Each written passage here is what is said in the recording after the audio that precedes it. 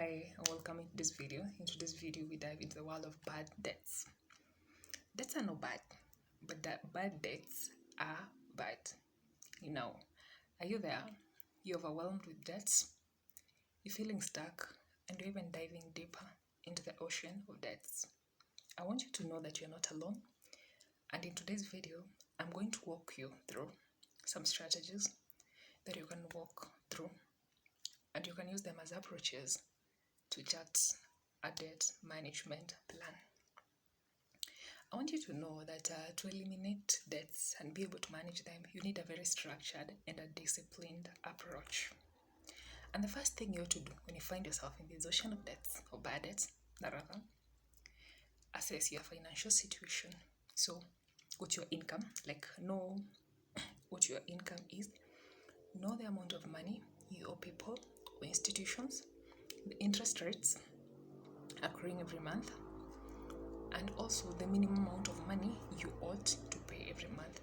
Now at this point you know, so maybe by already knowing your income and the amount of money that you ought to be sending, or rather you need to be paying every month to the people who you owe money. Now you'll be knowing that, am I in deficit or am I having surplus? After you know that, after you have assessed your situation, now budget. The second thing you're going to do is to budget. You're going to budget because now you're the one who's supposed to tell your money where it's supposed to go.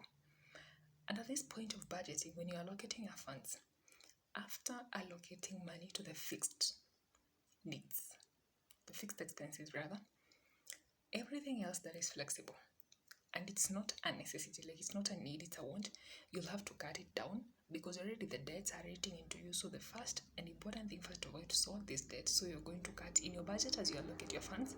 I don't expect you to allocate so much money into entertainment, or rather into some subscriptions that you can do without, or rather that are not income generative while you have debt. You have to cut down everything and send your money into the debt. Like, direct your money where it's supposed to go. And in this case, because debt's a whole issue, we need to structure like this money is going for debt payment after we've sorted our basic need.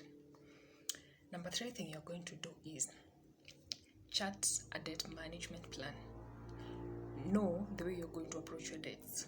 There are 2 approaches you can go by. One, maybe you can decide to start with the small debts so that they can be able to motivate you to be like, you'll see, I sorted this one, so I can be able to sort the other one until you go to the bigger debts. Alternatively, which is the more preferable option, is you can start the debts that are higher and have higher interest rate. This one will save you the amount of money that you're going to pay in the long run. Rather, like you see, when you have debts and in a position to pay a lump sum amount of money, it's healthy because it will save you the interest rate that you'll have paid in the long run. So you can decide to start with the debts that are higher, the bigger, with higher interest rate. Alternatively, you can decide to start with debts that are small ones so that they can motivate you to go and sort the bigger debts.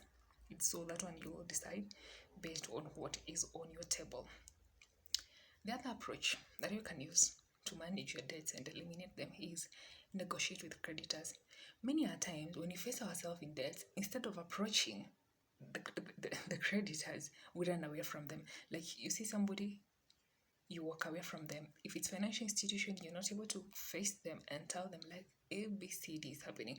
And I want you to know that debts are very negotiable. They're very negotiable. Like, it is not a death sentence. It is not a do or die thing.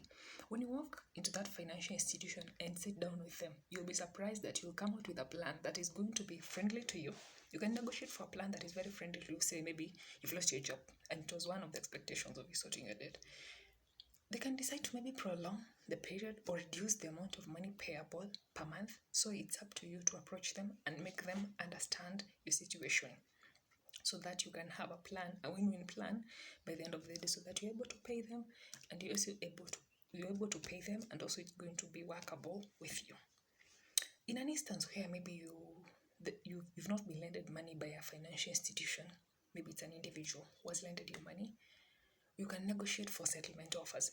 Some people are kind enough to allow you to pay a lump sum amount of money instantly, like at a go. You pay me a lump sum amount of money at a go, But if you look at it, it's lesser than the amount of money that you owe them. But because you went, you approach them, and you have a room for negotiation, then somebody will tell you, maybe this person is looking at the time value of their money, and they're feeling like, say you owe me 200,000, and I'm feeling like, can you give me 100,000 like right away? I utilize it, because even if it takes longer on your end and it's not working for me, then it's not helping me.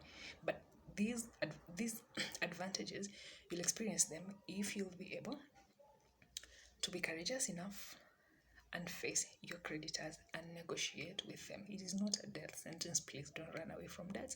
So then, because it's so important to be in clean credit books, because most of the times you'll require credit for your growth. You cannot always decide to grow, or rather make huge financial steps when you're depending on the amount of money you have. Sometimes you'll depend on creditors, and that's why it's so important to be in good credit books. So always go for that option of negotiating with your creditors. The other thing you can do to manage your debts and to work towards eliminating them is you can opt to consolidate your debts. What I mean by consolidating your debts is, say you have like 3-4 debts.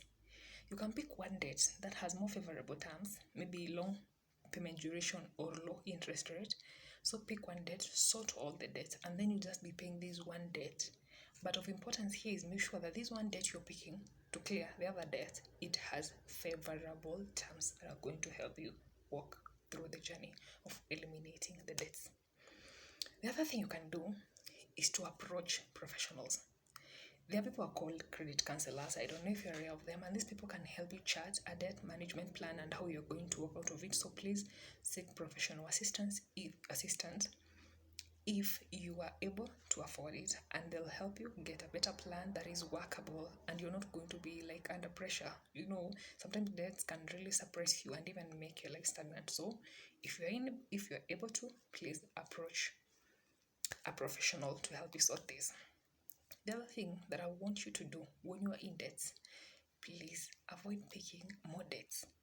Like, don't pick debt A, B, C, D, like you have 10 debts at a go. The only time you should pick a debt is when you're consolidating your debts. And we've said that debt must be having favorable terms so that it doesn't dive you deeper into the ocean that you're already in. So don't pick any other debts. First of all, manage your finances until you're financially healthy and financially okay. That's when you'll go for a debt. And in this case, it won't be a bad debt, it will be a good debt. The last and not the least thing, and the most important things of all, is educate yourself. Like, financial literacy is something that can save you a lot of messes. Sometimes we land into debts, or rather, we land into bad debts and get very stuck because you don't have some knowledge of some things. So it is always good to invest in financial literacy so that you are able to manage your debts, to avoid landing in bad debts, and be able to make wise decisions. You can only make wise decisions if you are informed. And the only way to stay informed is ensure you're investing in financial literacy. With all the points that I've shared, I hope they're going to help you walk the path to a debt-free future and be able to manage your debt and eliminate your debt and be able to live a happy and satisfied life. It's a bye for today, and see you in the next video.